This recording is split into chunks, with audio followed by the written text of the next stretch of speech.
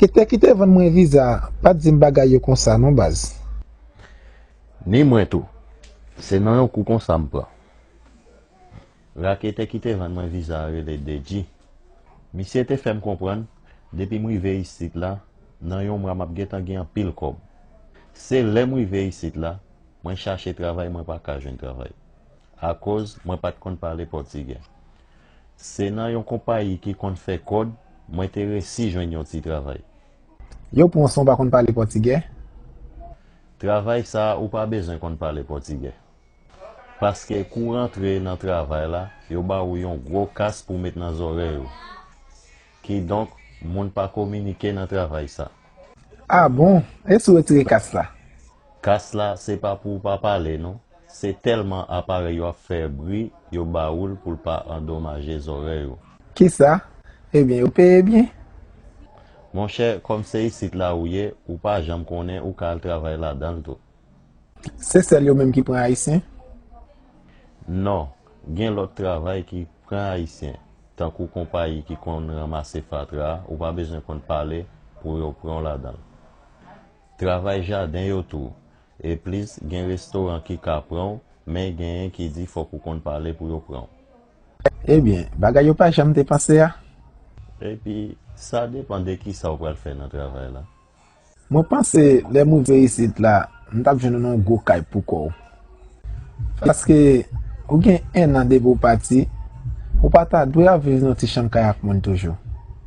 Isit la pa jon panse ya, non? Gen haisyen ki ap bien vive isit la. Paske yo pa gen moun sou kont yo, gen nan yo ki gen bel kay, bel machin. Ou we gro kay blan ki an fas la, se pou yon haisyen liye.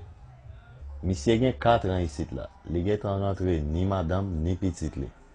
Haisyen ki gen kay, machin, se moun ki gen 3 ou 4 an isit la. Si tout sa ki entre madame yo, depi fiya ap travay, neg la tou, gen mwayen pou yo semble kob pou yo achete yon kay. Men non, mwen pa di yo, ou te ka getan achete yon kay, men ou te dwe anfeme yon kay pou kou. Si mla ge l'ajan nan feb kay, eti moun yo, se 3 pitit mwen kite Haiti, oui, plis madame, maman, papa. Oui. Ou vle dim, kob ya pe yo la, pa ka repon ak bezwen sa yo? Bon, kob map touche a kapab repon avèk bezwen yo, men mwen gen proje pou mwen rentre madame mwen ak pitit mwen, ki donk mwen pa ka vive alez. Bon, ou kwen moun an Haiti ap kompran, sa wap pran diri pou kapab pran soin yo? Mon chè, moun la kay mwen kompran. De fwa se mwen ki chwazi voye kob pou yo. Lem pa voye tou, yo pa nwen. Bon, mwen palre le moun la kay mwen tou, map esplike yo sityasyon. Paske mwen te fè yo an pil promes, e mwen kwen yap kompran mwen. Bon, pa kou yi panse kwe yap kompran ou non, paske mwen te gen yon patnem ki te di menm parol sa. Lel tere le moun la kay li, yo dil se konsa le yon moun pati.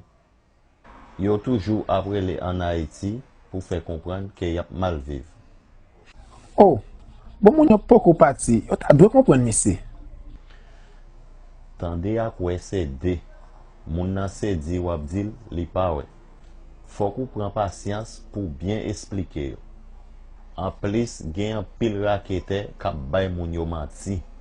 Epi gen Haitien le yo gen yon moun pati. Moun nan te met pat jam voye kob pou yo.